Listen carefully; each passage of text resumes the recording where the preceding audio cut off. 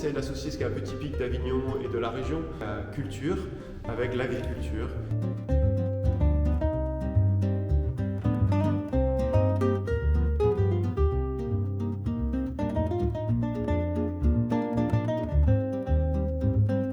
Le domaine il est ancien parce qu'il est du XIVe siècle, il produit du vin et également des poires. Le seul vin de la cave particulière d'Avignon qui est bio, un vin rouge à base de grenache et de syrah.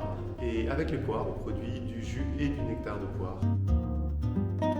Même si la Provence appartient à la France seulement depuis 1791, c'est-à-dire juste après la Révolution française, on reste quand même un patrimoine méditerranéen, on va dire, associé d'abord à la culture du vin et l'olive, on a un peu d'olivier, également quand même à l'histoire de la papauté, puisque c'est le pape Jean XXII qui aurait construit vraisemblablement cet endroit, qui est une ferme.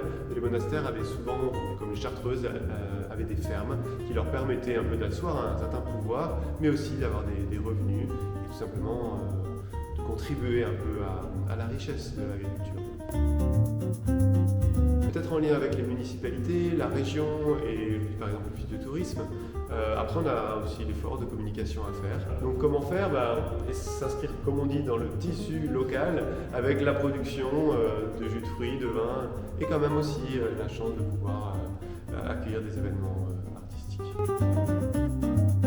Le premier restaurant quand j'ai repris qui a accepté de prendre le vin, c'est l'atelier de Belinda. C'est un petit restaurant assez sympathique qui est situé place des Corsins. Après, le carré du Palais qui est un petit peu plus monumental, à la fois très bon et très beau.